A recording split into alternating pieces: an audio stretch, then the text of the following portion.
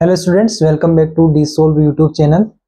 In the series of class 10th maths, we have completed exercise 3.1 in which we have discussed the graphical method to solve the pair of linear equation. Now we are going to discuss the next method to solve the two equations, which is called substitution method. So without any delay, let's start our video. Okay. So the heading is actually algebraic methods of solving a pair of linear equation.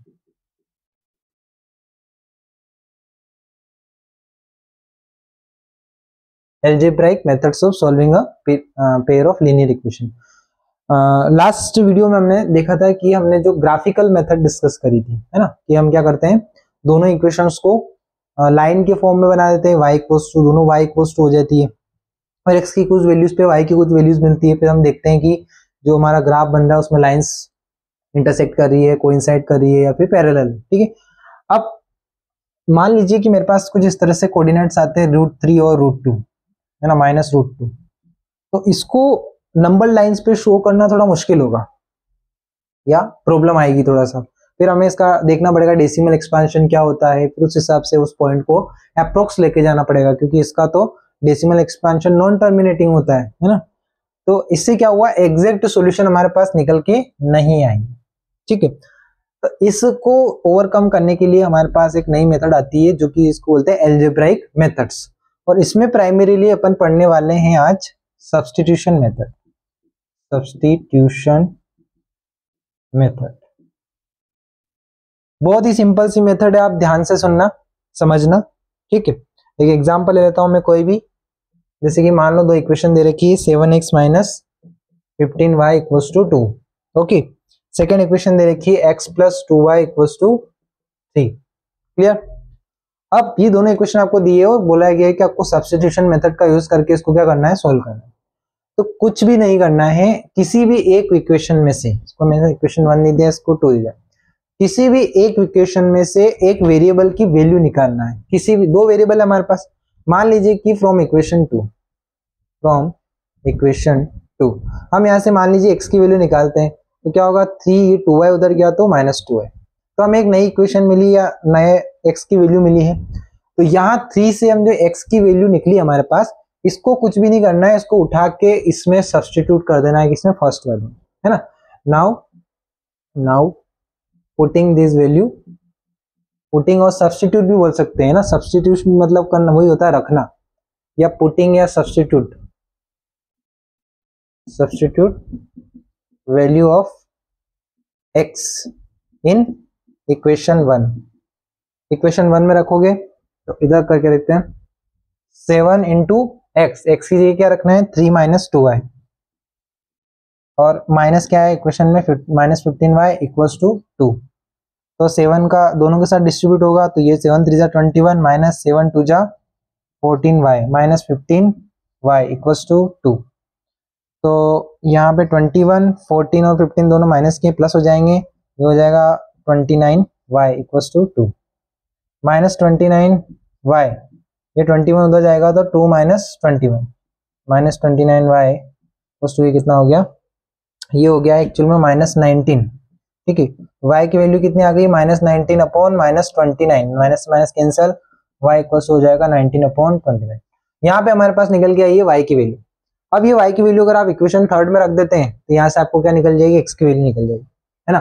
x equals to आपको लिखना होगा putting value of y in equation 3, x equals to 3 - 2y था, 2 और y की जगह रखेंगे हम 19 upon 29, x equals to 3 - 19 2 = 38 upon 29। Okay, 29 का ये क्रॉस मल्टीप्लाई करेंगे कितना हो जाएगा, ये 27 का 2 के 2, 3 2 = 6 और 8 87 -38 अपॉन 29। तो सोल्व करेंगे तो यहाँ पे कितना हो रहा है, ये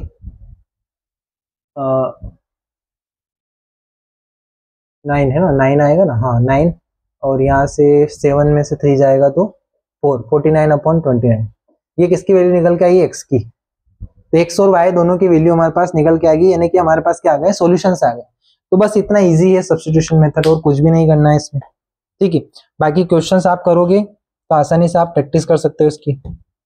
जैसे कि अपन एक्सरसाइज 3.2 की ओर बढ़ते हैं।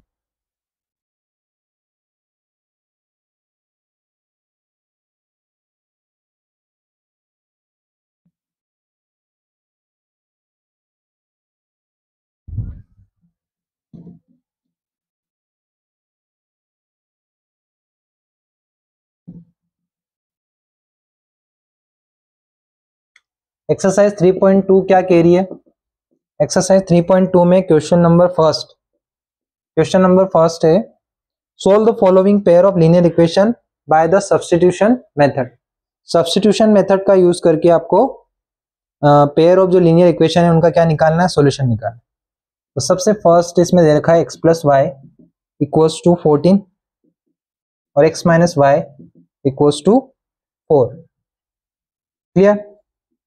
Now x plus Y equals to 14। So यहां से मैं इसको इक्वेशन 1 देता हूं, इसको 2 देता हूं। किसी भी एक इक्वेशन से हमें क्या है? किसी भी वेरिएबल की वैल्यू निकालना है। फ्रॉम इक्वेशन 2 निकाल लेते हैं। From equation 2 x equals to, ये y उधर जाएगा तो क्या हो जाएगा? 4 प्लस वाई, ये इक्वेशन 3। x की वैल्यू अब रख देते हैं हम इक्वेशन 1 में, putting this value of x in equation 1। तो यहाँ पे रखेंगे तो क्या हो जाएगा? x की जगह रखा 4 प्लस वाई, और ये प्लस वाई पहले से है इसमें, इक्वल्स टू 14। तो 4 plus 2y equals to 14, 2y equals to 14 minus 4, तो y इक्वल्स टू यहाँ हो जाएगा 10, 2y इक्वल्स टू 10 है ना। तो y इक्वल्स टू हो जाएगा 10/2, y equals to 5। Clear? Now y equals to 5, ये putting value of y in कोई सी भी इक्वेशन 3 में रख देते हैं, equation 3। So x equals to 4 plus Y मतलब 4 plus 5, x equals to 9, x की वैल्यू 9, y की वैल्यू 5। इतना इजी है सोल्व करना। चलिए इसी तरह से देखते हैं, एक दो क्वेश्चन मैं करा देता हूं, बाकी आप प्रैक्टिस कीजिएगा।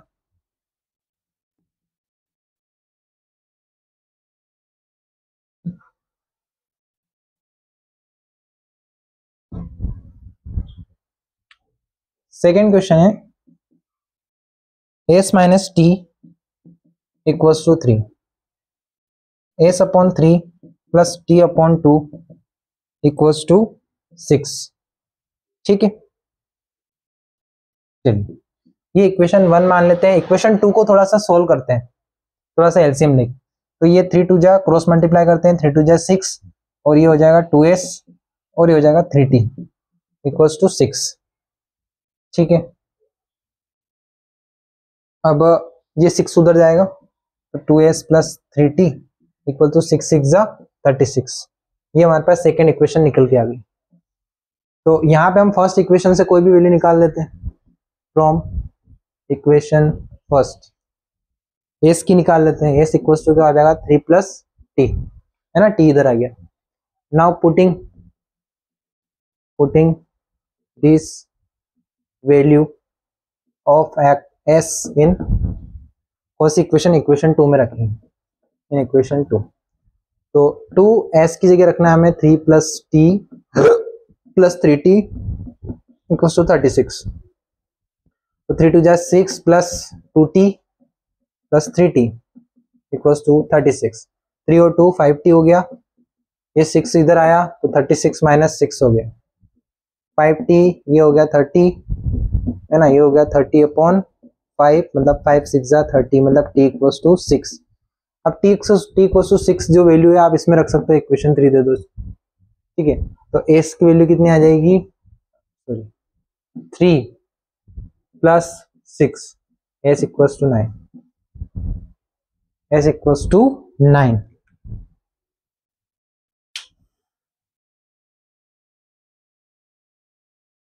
क्लियर? इसी तरह से थर्ड वाला क्वेश्चन काफी इजी आप कर सकते हैं, उसको कीजिएगा आप। फोर्थ वाला भी ऐसे है तो इजी है, लेकिन थोड़ा सा देख लेते हैं इसको।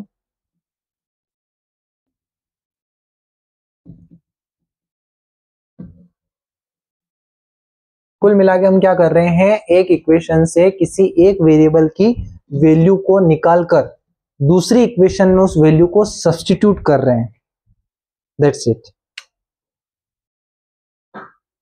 तो इसी में मैं फोर्थ वाला क्वेश्चन कराता हूं। 0.2x plus 0.3x equals to 1.3।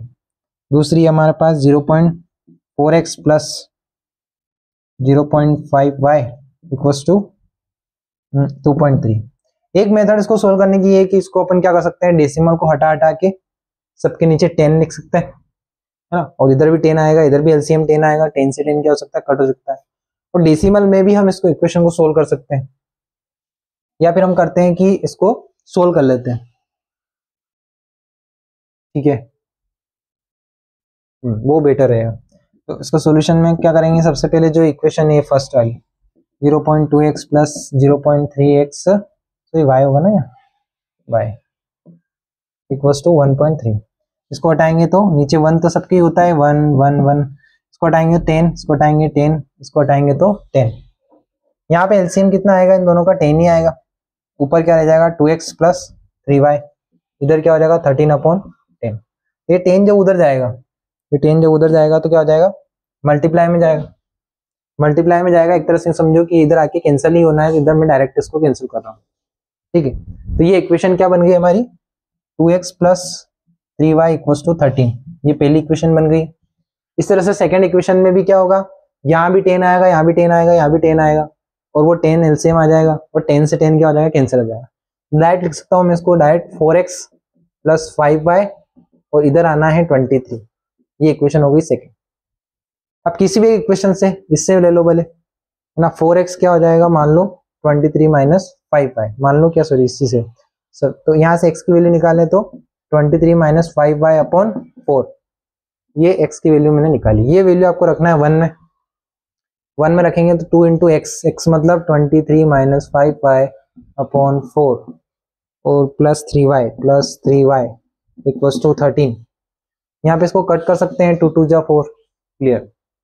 यहाँ पे 2 है, यहाँ पे कुछ भी नहीं तो 1, तो क्रॉस मल्टीप्लाई करेंगे तो ये 2 1 जा 2, इसका करेंगे इधर तो 1 में, तो ये वापस इसी आ जाएगी 23 माइनस 5। इसका करेंगे 2 2 3 जा कितना हो जाएगा 6y, इधर कितना चल रहा है 13, तो 23 minus 5y plus 6y equals to 13 2 जा 26। यहाँ पे हम इसको करें सोल्व तो 6y में से 5y गया तो y, और इधर 26 माइनस 23, ठीक है। तो y की वैल्यू कितना आ गई, यहाँ पे 3 आ गई, कितनी 3।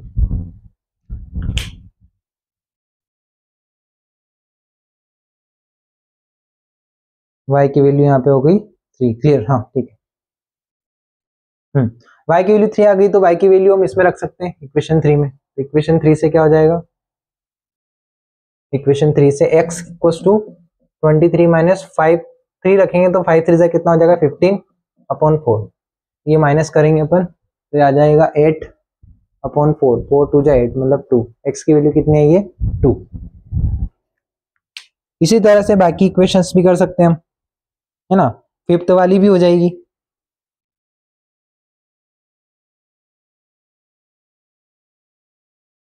ठीक है, फिफ्थ वाला थोड़ा सा बता देता हूँ, उसके बाद आप कीजिएगा। फिफ्थ में कुछ नहीं है, क्या है, √2x plus √3y equals to 0, okay. फिर है √3x minus √8y equals to 0। अब ये इक्वेशन 1 ले लो, ये 2 ले लो। 1 से मैं x की वैल्यू निकालना चाहूँ, है ना, तो फ्रॉम 1 √2x, सॉरी √2x, ये √3y उधर जाएगा तो माइनस का हो जाएगा, और x ये क्या हो जाएगा माइनस √3y अपॉन √2, एक्स की वैल्यू निकल के आ गई। ये वैल्यू रख दो इसमें, √3x की जगह मैंने रख दिया minus √3y upon √2 minus √8y equals to 0। यहाँ पे √3 और √3 कितना हो जाएगा 3, है ना, तो minus 3y upon √2 minus √8y equals to 0।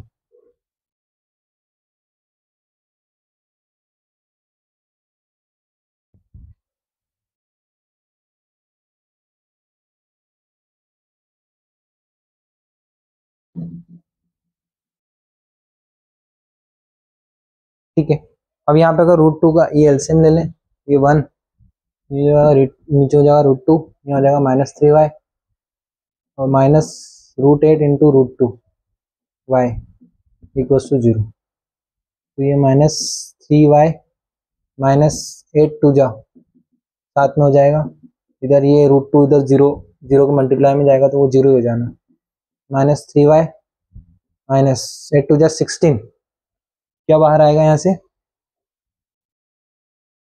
से 8 टू जा 16 हो जाएगा, 16 किसका स्क्वायर होता है 4 का, तो 4y बाहर आ जाएगा इक्वल्स टू 0। अब यहाँ से आप देख सकते हैं कि y की वैल्यू अगर आपको निकालना है तो एक्चुअल में यहाँ y आ क्या रहा है, y कॉमन ले लो, है ना, -7y हो रहा है, कितना -7,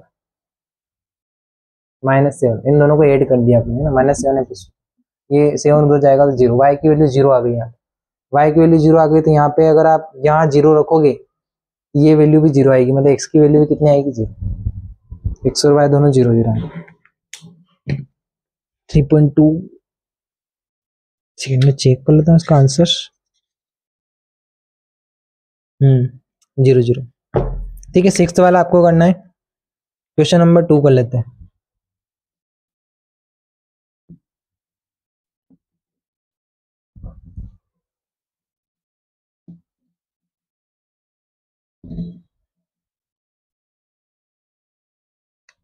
question number 2, what it is saying, दो इक्वेशंस दे रखी है, 2x plus 3y equals to 1 sorry 11, फिर 2x minus 4y equals to -24, तो ये इक्वेशन 1 हो गई, इक्वेशन 2 इसमें हमें x और y की वैल्यूज निकालना है और हमें इसकी वैल्यू भी निकालना है, किसकी, y equals to mx plus 3, ये एक रिलेशन दिया हुआ है, तो हमें इसमें m की वैल्यू फाइंड करना है।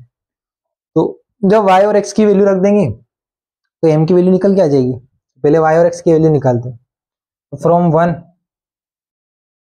या फ्रॉम 2 ले लो, फ्रॉम 2, 2x इक्वल्स टू -24, अरे 4y उधर भेजा तो प्लस का 4y, ठीक है, और x ये 2 उधर जाएगा दोनों के डिवाइड में, -24 प्लस 4y अपॉन 2, आप देख सकते हैं यहाँ पे कट हो रहा है, ये नहीं, ये दोनों से कट करें इसको तो ये 12 हो जाएगा और ये 2 2 जा 4 हो जाएगा, तो -12 प्लस 2y, ये हमारी इक्वेशन निकल गई है थर्ड।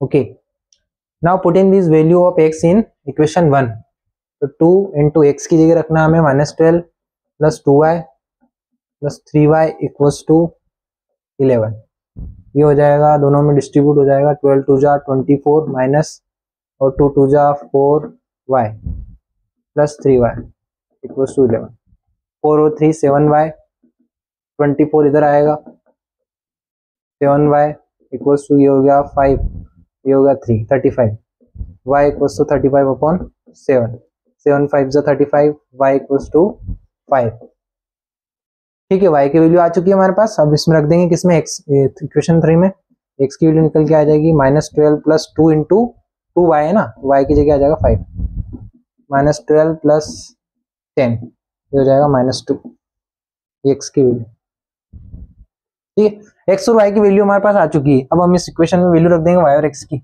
y की वैल्यू है 5 इंटू m इंटू x की वैल्यू निकल के आई -2 प्लस 3, तो यहाँ से हो जाएगा m इक्वल्स टू ये हो जाएगा -2m प्लस 3, है ना, अब इस -2m को इधर भेज दो तो ये 2m हो जाएगा, और ये 3 और 5 को इधर लेके आओ 3 - 5, तो 2m इक्वल्स टू 3 - 5 मतलब -2, m इक्वल्स टू हो जाएगा -2 अपॉन 2, मतलब 2 से 2 कैंसिल हुआ, तो यहाँ पे m की वैल्यू कितनी आएगी -1, कितनी आएगी -1, क्लियर। अब जो थर्ड क्वेश्चन से उसमें आपको इक्वेशन नहीं दी हुई, आपको स्टेटमेंट दिए हुए हैं, आपको पहले इक्वेशन बनानी है, उसके बाद आपको उनको क्या करना है, सोल्व करना है, ठीक है, चलिए करते हैं।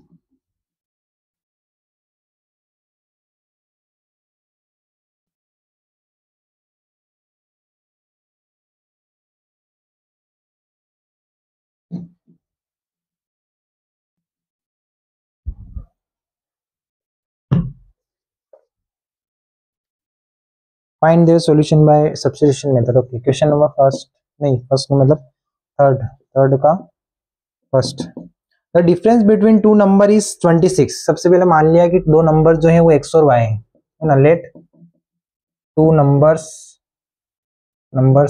Are x and y।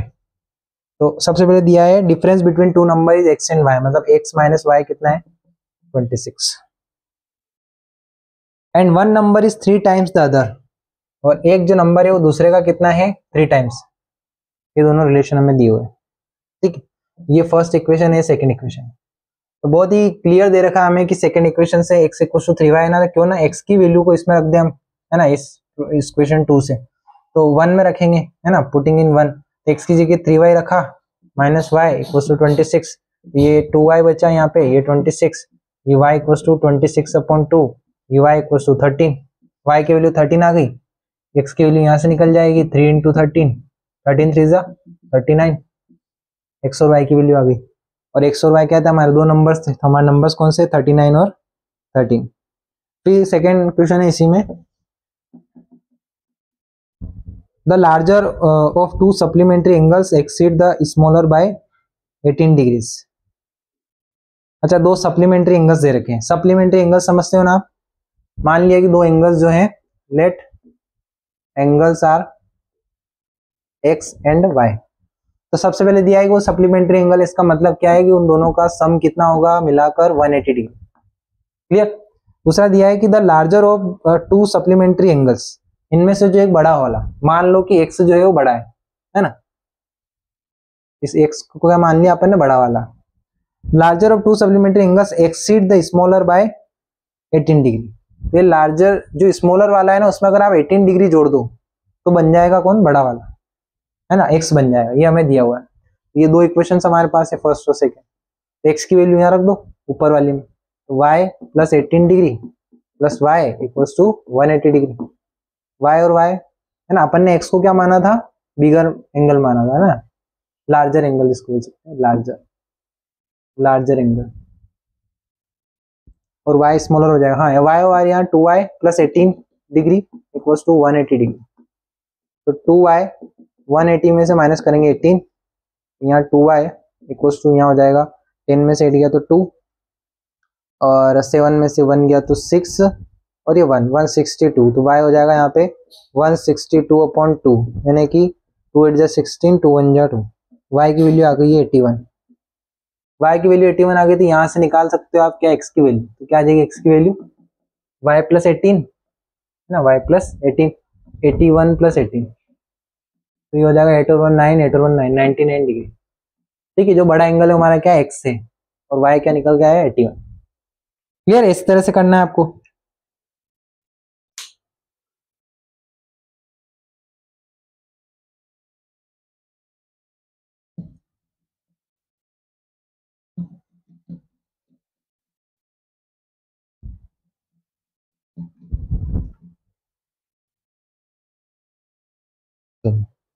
Third वाला क्वेश्चन लिखते हैं।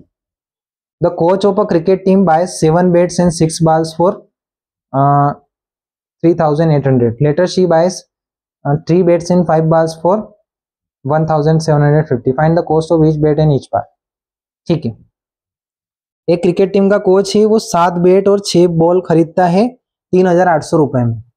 तो मान लिया कि बैट को अपन x से डिनोट कर रहे हैं और बॉल को y से। तो पहली इक्वेशन बोल रहा है कि 7 बैट्स एंड 6 बॉल्स, ठीक है। तो मतलब बैट की कॉस्ट है ना, कॉस्ट ऑफ 1 बैट, ये क्या है, कॉस्ट ऑफ 1 बैट, और ये cost of 1 ball. Cost of 1 bat कितनी मान ली अपन ने, x मान ली, कॉस्ट ऑफ 1 बॉल मान ली y। तो अगर 7 बैट्स लेके आए तो हर एक की कॉस्ट का उसमें मल्टीप्लाई कर देंगे, है ना, एक की कॉस्ट का मल्टीप्लाई कर देंगे, सातों का निकल जाएगा। जैसे मान लो एक चीज 10 रुपए की है, एक चीज, अब मुझे 7 चीज निकालना है, वो कितने की होगी टोटल, तो 7 में किसका करेंगे, 10 का मल्टीप्लाई करेंगे, मतलब 70 की होगी ना टोटल 7 चीज। इसी तरह एक चीज, एक बैट अगर 7 का है, x का है, तो 7 बैट कितने के होंगे, 7x के होंगे, 7x के होंगे, ठीक है। और दूसरा कितने दिए हैं, 6 बॉल, तो 6 × y हो जाएगा, ये इनका टोटल कॉस्ट। और इन दोनों को मिला देंगे तो वो कितना आ जाएगा, 3,800। कितने रुपए उन्होंने दिए हैं, ये फर्स्ट। इसी तरह से बाद में उन्होंने खरीदे कितने, 3 बैट और 5 बॉल, 3 बैट और 5 बॉल, ये कितने खरीदे? 1750। ये क्वेश्चन। बस आपको यहाँ से क्या करना है, एक की वैल्यू निकाल लेना है, इसमें से किसी एक्स की वैल्यू निकाल लेना है ना, जो भी आएगी उसको उसमें रखोगे तो वहां से वाई की वैल्यू निकल के आ जाएगी। वाई की वैल्यू मतलब कॉस्ट ऑफ 1 बाल निकल के आ जाएगी। ठीक है, ये इक्वेशन आपको सोल्व करना है।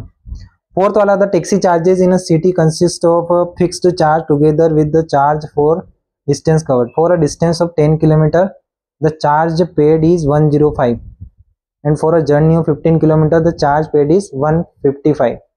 What are the fixed charges and the charge per kilometer?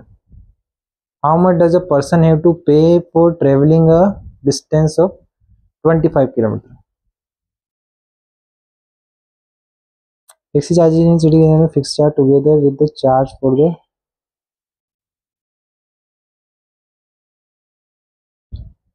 Taxi charge जो है सिटी में, वो उसके अंदर कंसिस्ट है, क्या क्या कंसिस्ट है? Fix charge together with the charge for the distance covered.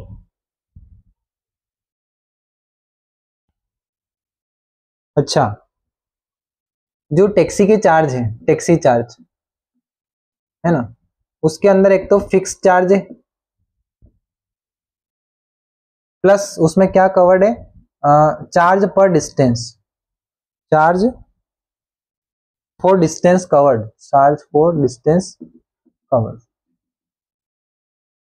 ठीक है, जो टैक्सी के जो चार्ज लग रहे हैं टोटल, उसमें एक तो फिक्स चार्जेस है, दूसरा उसके साथ में एक और क्या है, जितनी डिस्टेंस आपने कवर करी उसका भी चार्जेस।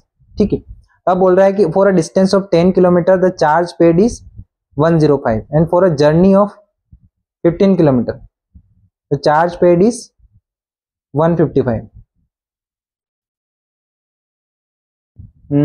अच्छा ठीक है, तो फिक्स चार्ज को x मान लेते हैं और चार्ज फॉर डिस्टेंस कवर्ड को y मान लेते हैं। ठीक है, अब x plus Y, x plus Y, ये क्या होगा? टोटल चार्ज होगा, टोटल चार्ज होगा। अब ये किसके लिए दे रखा है?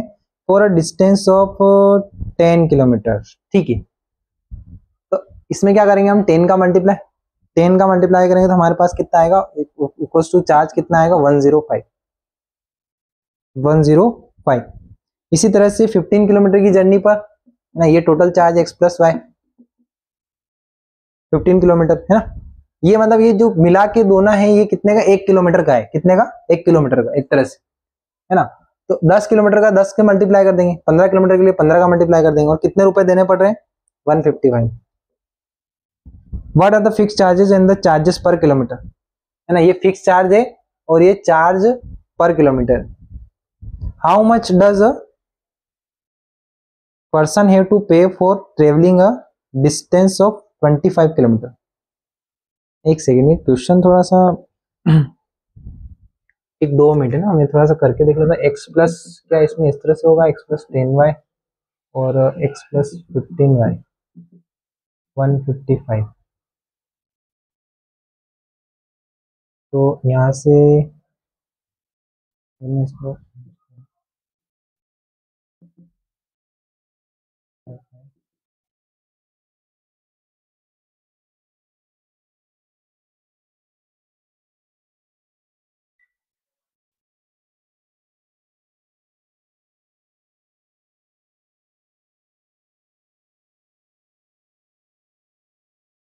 सेकेंड 3.1 नहीं 3.2।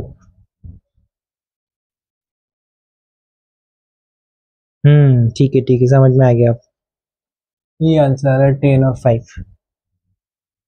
अच्छा अच्छा ठीक है, अब समझ में आ गया। समझ में थोड़ा सा यहाँ पे ही मिस्टेक है, एक सेकेंड, हमें क्वेश्चन को और अच्छे से समझना होगा।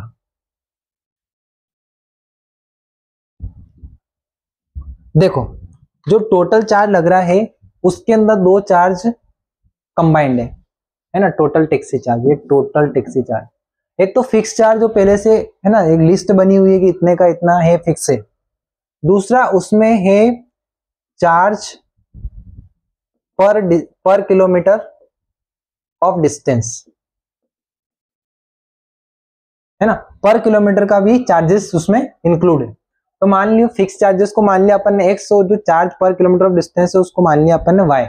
ठीक है, अब वो बोल रहा है कि उसको लगे कितने 10 किलोमीटर की जर्नी है, तो उसने 105 रुपए दिए। तो देखो फिक्स चार्ज तो फिक्स चार्ज रहेगा एक्स, है ना, वो आप 10 किलोमीटर जाओ 20 किलोमीटर जाओ उससे कोई फर्क नहीं पड़ता, वो तो फिक्स चार्ज है। लेकिन जो वाई है, वाई क्या है, हर एक किलोमीटर पे बदलेगा, क्योंकि 1 किलोमीटर के लिए कुछ फिक्स होगा, फिर मान लो 5 रुपए है, अगले 2 किलोमीटर के लिए तो 10 रुपए, फिर 3 किलोमीटर के लिए 15 रुपए हो जाएगा, इस तरह से। तो अगर वो 10 किलोमीटर जा रहा है तो ये तो 10 किलोमीटर के हिसाब से होगा, तो 10 इंटू कितना हो जाएगा वाई, 10 इंटू वाई, क्योंकि किलोमीटर के साथ चेंज होगा। ये पूरा दे रखा है आपको, कितना कितना दे रखा है 105 रुपीज लग रहे हैं इसके टोटल, ये टोटल चार्ज है जो कि कितना है 105। इसी तरह से एक और जर्नी में ये फिक्स रेट तो फिक्स ही रहेगा। दूसरा है 15 किलोमीटर की जर्नी, तो 15 इंटू वाई इक्वल टू क्या हो जाएगा यहाँ पे 155। ठीक है, अब इन दोनों इक्वेशंस को आपको क्या करना है, सोल्व करना है। जब आप इन दोनों इक्वेशन को सोल्व करोगे, x की वैल्यू 5 आएगी और y की वैल्यू 10 आएगी, है ना। ये आपको करना है सोल्व, और जब आपका x की वैल्यू 5 और y की वैल्यू 10 आ जाए तो आप समझ लेना आपका आंसर जो है बिल्कुल सही है। इसका मतलब ये है कि जो फिक्स चार्ज है वो कितना है 5 रुपए है, और y जो है वो हर एक किलोमीटर का, 1 किलोमीटर का कितना है 10 रुपए। ठीक है, चलो लास्ट क्वेश्चन देख लेते हैं।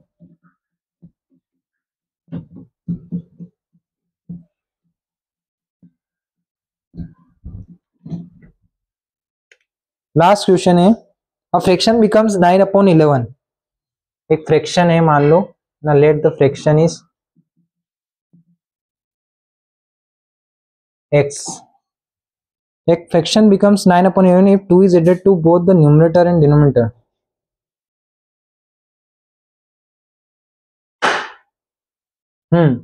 लेट द फ्रैक्शन क्या होगी x/y। फ्रैक्शन क्या मान ली अपन ने x/y, क्योंकि दोनों अलग अलग नंबर हो सकते हैं। तो वो बोल रहा है कि x/y है, अगर ये बन जाती है 9/11, जब क्या किया जाए इसके न्यूमरेटर और डिनोमिनेटर दोनों में 2 ऐड कर दिया जाए। क्या किया जाए, दोनों में 2 ऐड कर दिया जाए। और इसी तरह से अगर इसके न्यूमरेटर और डिनोमिनेटर में 3 ऐड कर दिया जाए तो ये क्या बन जाएगी 5/6। आगे दो इक्वेशन हमारे पास, 11 का मल्टीप्लाई उधर करते हैं, 9 ये इधर है और ये y+2 इधर आ जाएगा, डिस्ट्रीब्यूट हो जाएगा दोनों के साथ, तो ये हो जाएगा 11x प्लस 11 2 जा 22, इधर हो गया 9y प्लस 9 2 जा 18, 9y को उधर भेजते हैं, 11x माइनस 9y और ये 18 माइनस 22, ये हो गया 11x minus 9y equals to, यहाँ से कितना हो गया -4। ये आ गई इक्वेशन फर्स्ट।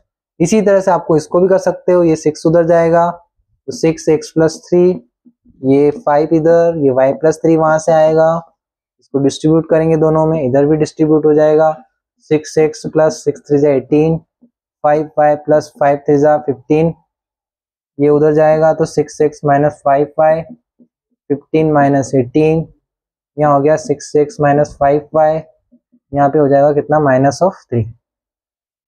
ठीक है, ये इक्वेशन 2। दो इक्वेशन आ चुकी है आपके पास, किसी भी एक इक्वेशन से आप x की वैल्यू निकाल लेना और किसी दूसरे में पुट करेंगे तो आपको आ जाएगी वैल्यू किसकी, y की। ठीक है, तो इस तरह से आपको जो फ्रैक्शन है वो निकल के आ जाएगा x/y। x की और y की जो भी वैल्यू आएगी उसको फ्रैक्शन के फॉर्म में आप लिख देना, तो ये आपके आंसर आ जाएंगे। अच्छा, एक क्वेश्चन और बच रहा है इसमें, 5 years hence the age of 5 years hence the age of Jacob will be the three times that of his son। Okay, को भी कर लेते हैं।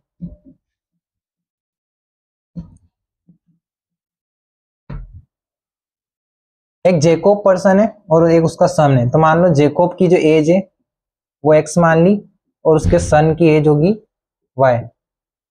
तो बोल रहा है कि 5 year hence the age of Jacob will be 3 times that of his son। Age of Jacob will be the 3 times of his son। कब, 5 year hence।